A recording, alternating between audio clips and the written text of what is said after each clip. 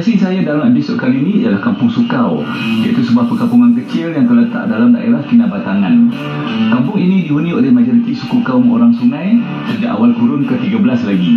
Jarak perjalanan ke sana adalah lebih kurang dalam 129 km yang mengambil masa hampir 2 jam. Cuaca di sepanjang perjalanan agak tidak menentu. Kadang-kadang hujan turun agak lebat yang menyebabkan permukaan jalan raya menjadi basah dan licin. Jadi, saya perlulah lebih berhati-hati untuk mengelakkan sebarang kejadian yang tidak diingini berlaku.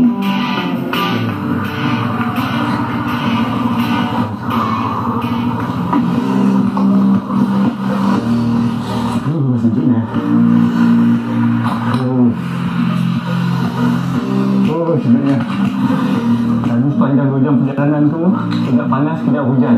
Tapi alhamdulillah, saya dah selamat sampai ke Sukau ni. Saya nak pergi cari tuan rumah, nak ambil kunci.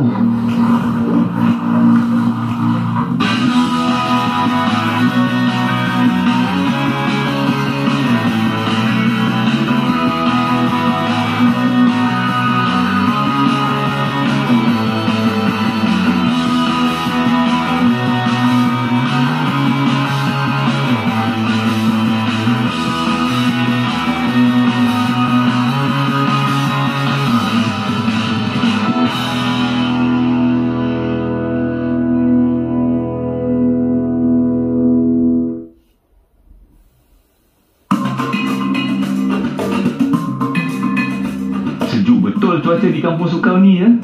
Yalah, mana tak sejuknya. Hujan turun tak berhenti satu malam. Tapi alhamdulillah pagi ni hujan dah berhenti sekejap. Harap-harap biarlah panas sampai ke petang. Tengok gambus tu, punyalah tebal. Dan saya macam biasalah, pagi-pagi lagi mesti dah keluar meronda kawasan sekitar. Tempat barulah katakan. Saya mesti nak tengok apa yang menarik yang ada di sekitar Kampung Sukau ni. Kali ni saya ditemani oleh Cikgu Haslan bin Saidal yang merupakan anak jati kampung ini. Dan pagi ni dia ajak saya masuk ke dalam hutan.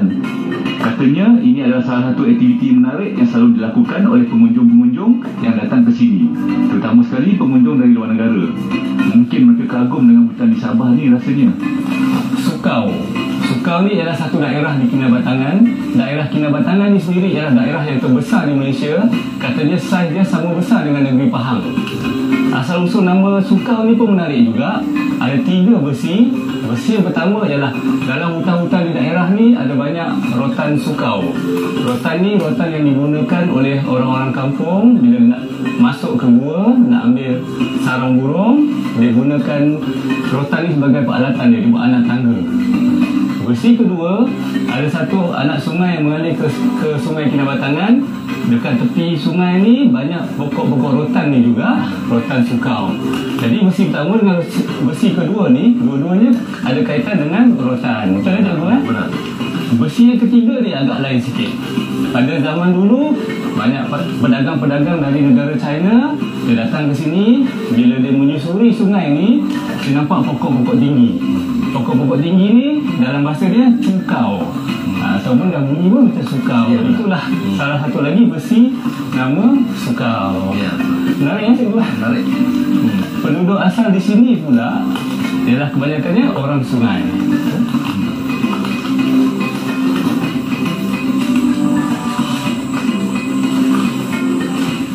Antara aktiviti menarik dekat Kampung Sukau ni ialah aktiviti kembara hutan.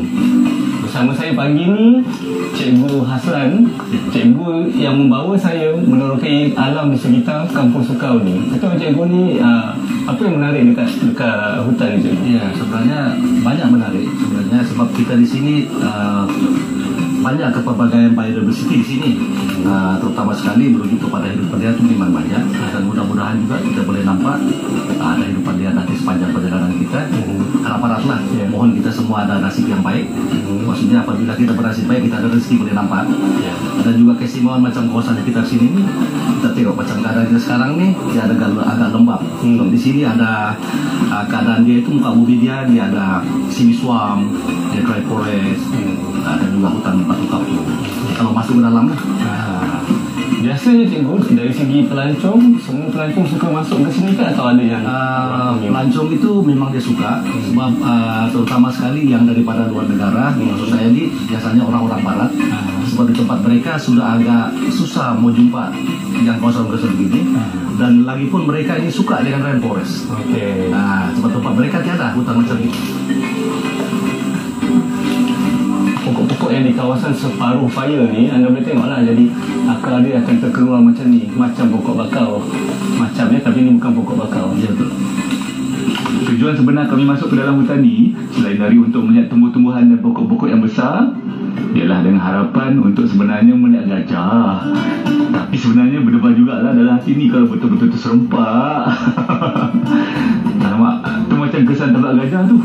Bahasa baru lagi. Cikgu, Ya, ini betul ke apa yang saya jangkakan? Ini tapak apa ya, cikgu? ya, ini adalah tapak kaki nenek. Nenek. Kalau kita bertangan ini kita panggil dia nenek. Maksud nenek itu gajah. Jadi kalau tengok dari sini macam dari sana ke dari sini, macam dari ke sana kan? Dia perjalanan dia arah ke sana, arah ke sana, dan dia cuba pusing-pusing sebenarnya sekitar sini, banyak tapak gitu. Dan ini tanda-tanda tapak ini memang dia bukan terlalu lama, tapi mungkin pada minggu yang lalu. Kalau saya letak kaki saya, jauhnya ni kaki saya.